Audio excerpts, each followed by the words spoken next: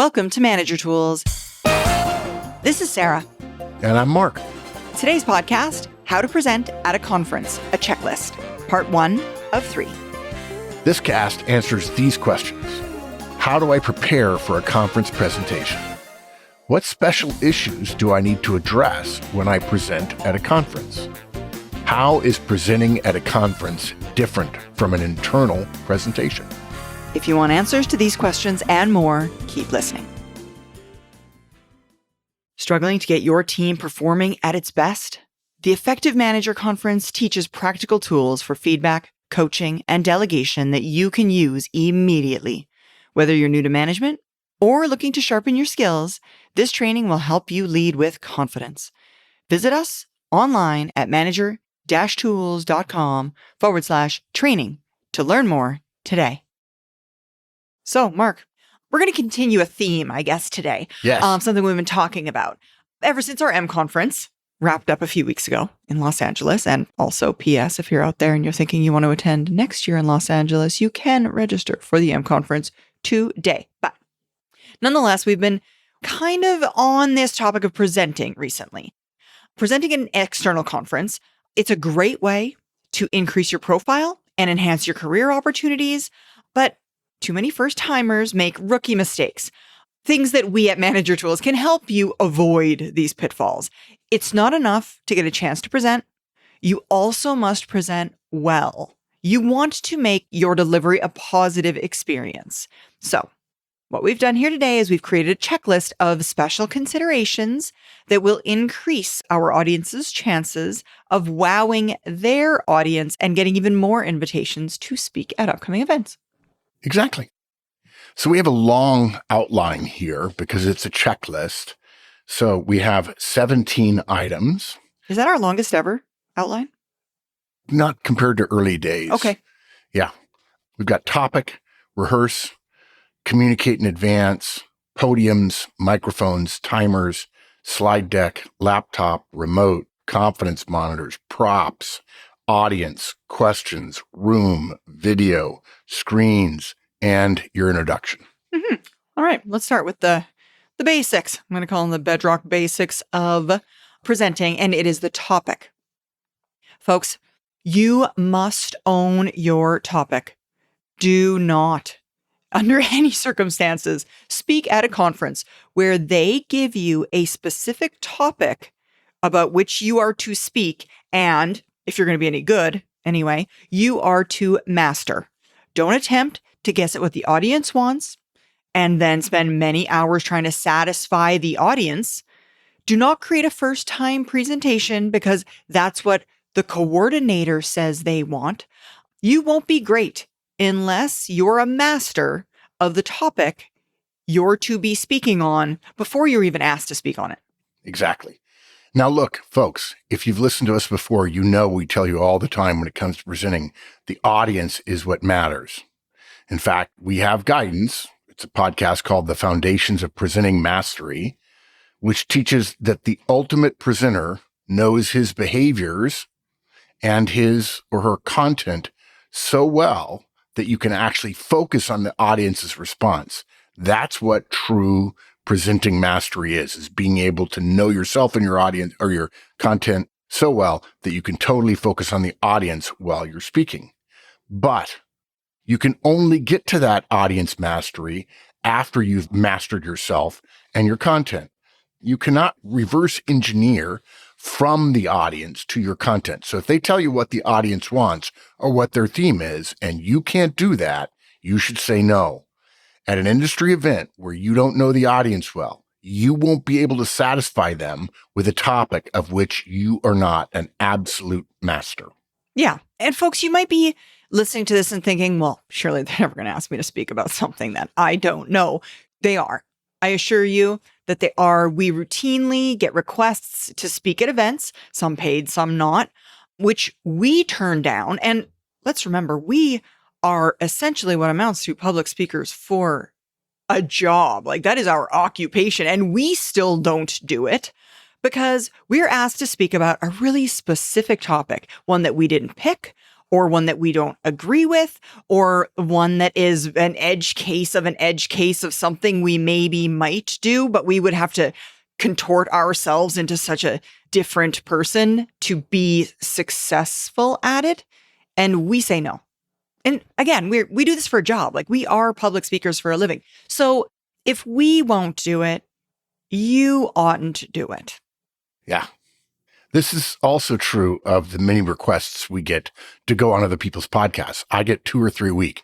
Hey, Mark, why don't you come on our podcast and talk about the effects of AI on managers managing their time and their relationships with their external vendors? Like, wow, that's really an edge case. It's like, no. So what this means is that if you feel there are only 2 topics you're totally committed to, and those aren't right for the audience, according to the coordinator, because they'll know their audience, probably not as well as you want them to, but they'll know them better than you. You just have to say no. Our recommendation is you say no. Do not be shoehorned into trying to become an expert on something. Now, if you're given wide latitude, on the other hand, and you have a hip pocket presentation, which was our last Manager Tools podcast, say yes and use that presentation. Yeah. And folks, this happens with us in our events all the time. We say to people, speak about what drives you, what you're passionate about, what you think you can do a good job of, and we'll help you make it useful for the audience. So sometimes the group that's coordinating the event will help you with it, but if not, you just say no, and that's okay too. Then there is rehearse. Now, folks, if you're not willing to rehearse, again, say no. Don't present. You won't be as good as you could be had you rehearsed. It's great to be asked, but it comes with a responsibility not just to present, to actually be great at presenting. And when you throw a presentation together, because you're a natural presenter. Oh yeah, I could throw it on overnight. It'd be great. That's arrogant. The audience is going to see right through you, and you won't be great. We know you won't be great. We've seen you before. Here's a good test of whether or not you've rehearsed enough. Do you know the exact sentence, word for word, or the last thing you will say, word for word, before moving to your next slide? You have to be that ready. In fact, those transition statements are very important. Too many people don't plan that, and it's actually a bit of a dead space in most people's presentations when they're switching slides.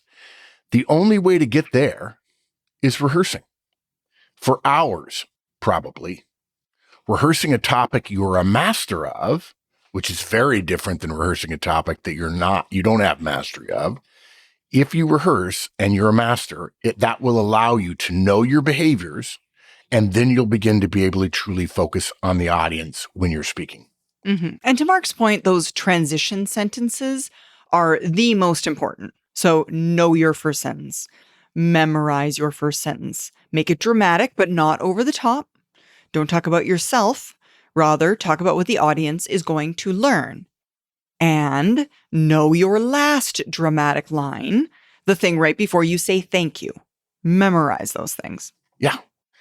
Even if you have a great topic you've mastered, if you're not willing to rehearse, or just don't have, or you won't make the time to rehearse because it's pretty clear other people do that, we'll still tell you, say no. Again, it's not the opportunity that matters. Don't listen to your ego. It's the outcome that matters for the audience. When the audience ranks you highly, you'll get asked back. If they don't, you won't. Now, folks, if you don't have a lot of opportunities maybe to speak, those don't come up in your day-to-day, generally at work, what have you. You don't have somebody at home that you could practice your presentations with, for example, although I will say I practiced with a cat for a lot of years and it worked pretty well. But whatever, if you need more than that, we would recommend that you join Toastmasters.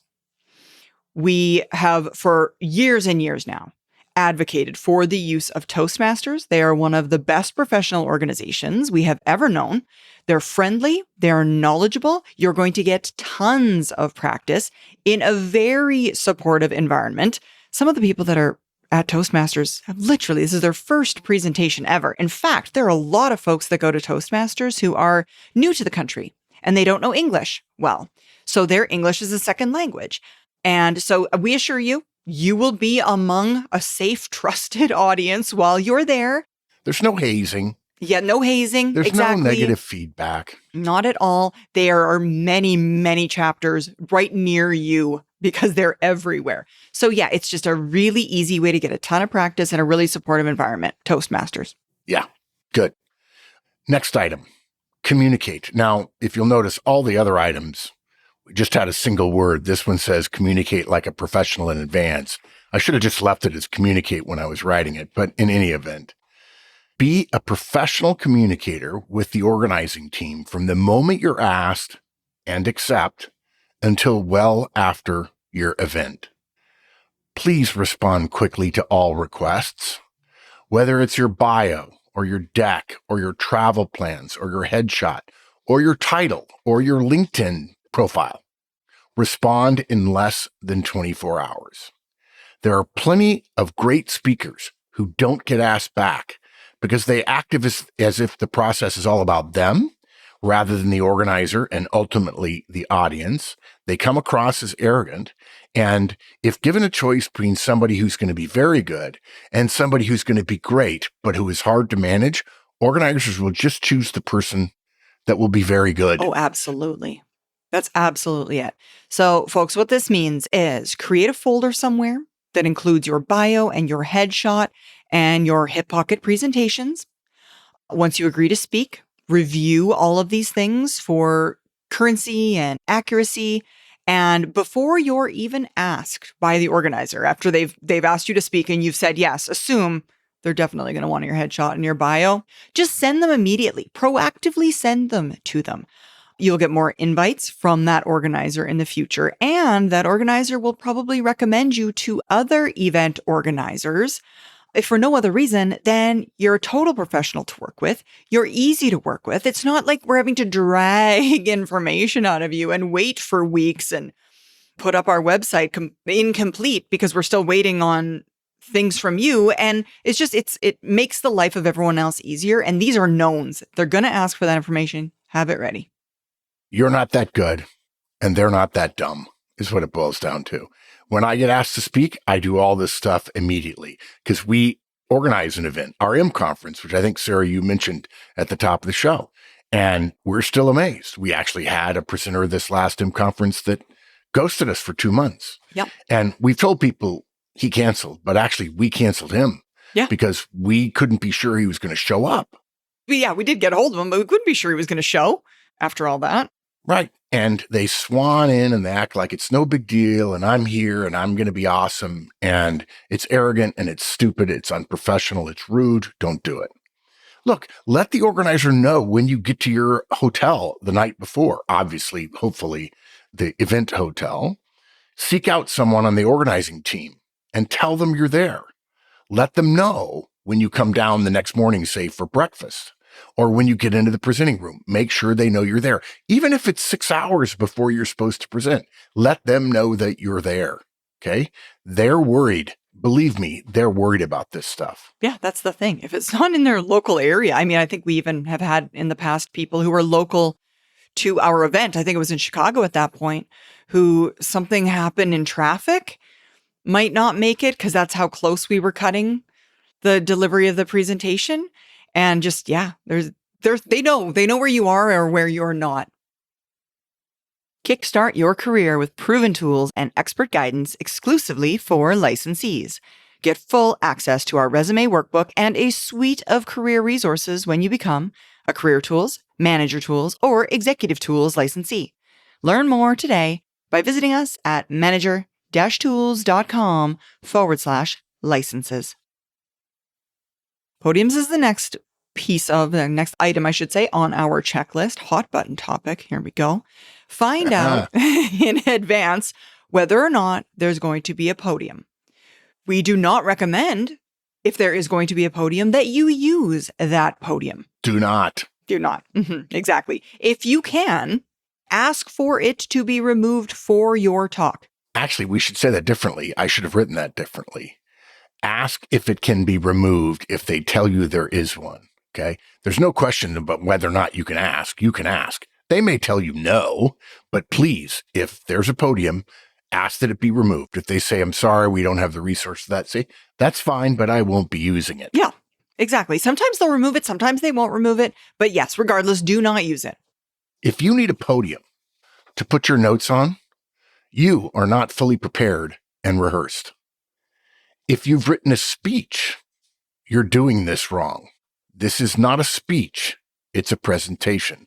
I've written speeches for many famous people, U.S. presidents, congressmen, senators, CEOs, and so on. Speech writing is a very different kettle of fish. And organizers do not pay for people to give speeches, especially when there's no teleprompter, or even more, you're flipping pages or you get out of order and you can't present without your speech. You have not been asked for a speech. You've been asked for a presentation. And if you need the crutch of written comments, you're not ready. Exactly. What we would also say is if the size of the audience is small enough, like less than 100, and there's a stage, you can and should get off that stage, out from behind the podium itself, walk out into the audience, if at all possible. Keep in mind, we do have a little bit later some guidance on microphones and video, which could get in the way of this. But yeah, the closer you can get to the audience, the more a part of the group you can be, the more interactive it'll be, the better your presentation will generally go. Yeah, good. That brings us to microphones, our next item on the agenda. Please use a lavalier microphone if at all possible. That's the one you clip to your shirt or your blouse right here. They run a cord down through the back and they put the little battery pack in the back. They have it on mute. You'll probably have to go and talk to the audio people 20 minutes before. We'll talk about that later. They may not think they can get one, but usually they can through their AV provider. Ask them to do so. By the way, hotels rarely have today, used to be they did, but it got too expensive. They rarely have AV departments of their own. So they farm that out. You probably won't get to talk to the AV company before the event, but your organizer will ask for a lav mic. It may cost a little bit more, but they'll probably be willing to do it for you. Exactly. And folks, this is important enough that if they say everyone's speaking from the podium, therefore the microphone will just be tacked on to the top of the podium, it's solid in that manner, you may want to consider not speaking at all. A truly good presenter does not want to hide behind or be anchored to a podium or a specific spot in space. It severely limits your ability to make gestures, to emphasize your points, to draw images in the air or physically move and add energy to your talk. And one of the things that we often talk about when we're talking about delivery is, remember, they're all sitting still watching you. They have what amounts to zero energy. And it declines from the beginning of your speech till the end. Yeah. So you have to bring all the energy. So you want to move. You want to be able to move around and move your arms and bring more energy to that talk. Having to stick behind a podium is going to severely limit that if you have to stick behind it to talk on your microphone. Believe us when we tell you your audience will be tired of sitting and you're going to be the primary source of energy in the room. Podiums are going to suck that out of the energy out of your speech. Yeah, you don't want anything between you and the audience. Also, the reason we suggested a lav mic is you don't want to have to hold a microphone while you speak. If it's your only choice, and again, it probably isn't, although they may at first say it is unless you ask for a lav mic. I think sometimes, Mark, handhelds are more affordable to rent. They are. Than lavs. So that would be why they would be telling you that generally. Yeah, exactly. But you can still ask for it. Yeah. If you can't get a lav mic, we still recommend you use a handheld mic, but it will affect your ability to gesture. Again, if you start gesturing with the hand that's holding your microphone, by the way, as a general rule, if you're right-handed, hold the microphone with your left hand. But if you start gesturing with your non-dominant hand, the one holding the microphone, and you pull the microphone away from your face, those microphones do not pick up your speech well 2 feet away from your head. And that's why a lav mic really, really works well. If there is no other option, practice while holding a microphone. Ideally, use your phone as the microphone, use another phone as the video capture source, and see how the audio sounds as you inevitably move your phone that you're holding as the microphone around because you forgot you need it for everyone to hear you. Yeah, it is actually quite complex, I've found, given that I'm somebody that presents all the time without a microphone. At the recent M conference we only had 2 lav mics. That's all that the AV group had brought on site, and 2 handhelds. So for our last speech, there were 4 of us on stage, and I had to use a handheld. I was just fumbling with it. I had to hold it. What am I supposed to do with this between statements that I'm making? It's really kind of awkward. So you do really want to practice with it. I mean, how close or far away should it be to my mouth? It's really not the easiest thing to use, a handheld microphone. By the way, Sarah mentioned they only had 2 lav mics. Keep in mind, that's probably all that they think they need. We don't need a lav mic for everyone. You're not going to be mic'd up at 7 a.m. when you walk in for breakfast if you're talking at 2 with your mic off all day.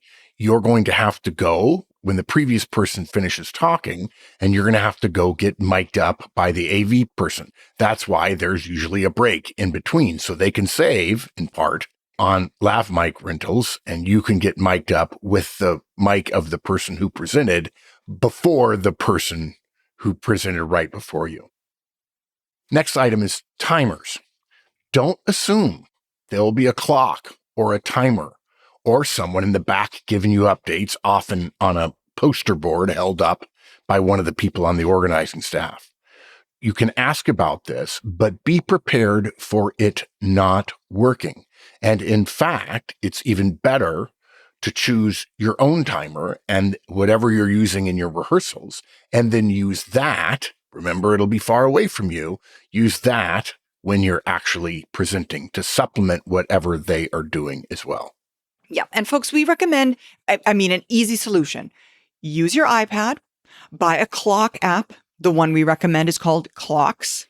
Surprisingly, the iPhone, iPad clock app doesn't have its own analog function that you're going to be able to see easily from a distance. So you do need a second app on your device to make this work. We recommend using the analog clock with a moving second hand, because that moving second hand will keep your iPad's screen from going to sleep. Pro tip. Yes. Just in case there is no place to plug in your iPad, make sure you bring an ancillary battery to keep it charged for your entire presentation. In addition, make sure you have turned off Wi-Fi, put it in airplane mode. You want to avoid having alerts come up that are going to obscure the clock face or that are going to change it in some way or cause your attention to be drawn to it. And that's what happens. I mean, our brains are trained to look when there's an alert, and you don't want to constantly be looking at your alerts. Yeah. You're using it as a device to help. Yeah. We do know people who use digital countdown timers. In other words, they're given 60 minutes and they start and it clicks down to 59, and then so on down the line. This works, but sometimes if it's not counting down and it's digital rather than analog, it requires you to do math in your head to figure out how much time you have left. That takes a brief clock second. It takes you away from yourself and what you're doing. It takes you away from your topic, which you're supposed to be already have mastered. And it takes you away from thinking about the audience. That's mental energy not spent on the audience and your topic and yourself. Mm-hmm. Now, folks, I would say many of the events are not going to have countdown clocks because they are quite expensive. They're usually coming from the AV team. It's usually about $400 a day to rent one of those countdown timers, and you have to rely on the human error of the AV person setting it and resetting it every time. So it's unlikely to be there for you. Make sure you bring your own clock and have practiced using it so you could theoretically keep time yourself. And of course, you have to be prepared. You know exactly when and where you should be in your presentation at the end of each slide. That does not mean that you should use the timing function on your presentation software like PowerPoint or Keynote or whatever you're using presentations are fluid. You're going to get questions, hopefully, throughout your presentation. Don't be having your slides automatically advance because you've practiced it so many times. You know it's going to be 7 minutes and 32 seconds between slide advances. Because if you get a question, now it's all out of whack. Yeah. Now, what I do, I actually tell the organizers, I don't need anyone in the back telling me how much time I have because I've got a clock right here. It's on my iPad. I can see it. I know. In fact, I'll probably say if I've gotten some questions and I have 10 minutes of content and only 5 minutes left, I'll say, hey guys, I got 5 minutes. I want to finish on time. And organizers and audiences love that. They don't want you having not prepared well enough that you end up saying, hey, look, guys, I'm going to run 5 minutes long. I've just got to finish this last slide. You can't do that. You have to master your topic through rehearsal so well that you can speed up and you can get through things if, in fact, questions or a technical glitch or an interruption or who knows what at any time, anything could happen and take you off topic or stop the presentation for 2 or 3 minutes at a time. You just never know. Earthquake. These things have happened, folks. We wouldn't be the first one. I presented in New Jersey. This is, it must have been 15 years ago because Mike was there and I was presenting on the second floor. I had about 50 people in a public conference near Newark Airport. I am in the middle of flow. There were several rows. I'm in the middle aisle, halfway back. I know exactly where I'm supposed to be. I'm presenting something I presented 1,000 times. I've certainly mastered the topic. I've rehearsed it 1,000 times. And I am looking in their faces, making sure they're staying with me, looking for questioning glances, making sure that they seem to be taking notes and so on, meaning that I'm making relevant points that are valid to them. And all of a sudden, as I'm talking, totally in flow, know exactly what I'm going to say next and after that, every face in the room shows a look in their eyes that is completely disconnected from me, utterly just gone. Like how when you're talking to somebody face to face and their phone buzzes and you can see them, their eyes, their pupils dilate differently. And all of a sudden they're reaching for their phone. And I thought, what have I done? I thought my zipper was down or something. I was like, wow, I just lost this audience in like a second. And I hadn't felt it because I was moving around, but they felt the beginning of the earthquake. And I started to say, hey, where did everybody go? And then I felt the second bit of the earthquake. And then we had to file out of the room in an orderly fashion because we were on the second floor and go outside. By the way, in that particular case, we gathered underneath the tree in the parking lot and I continued to present because I didn't know how long the earthquake outage was going to last. Thanks, folks. Join us again next week as we continue this topic. Now, help us, help others, and tell your friends. And of course, follow, rate, and review our podcast. And remember, 5 stars only, please.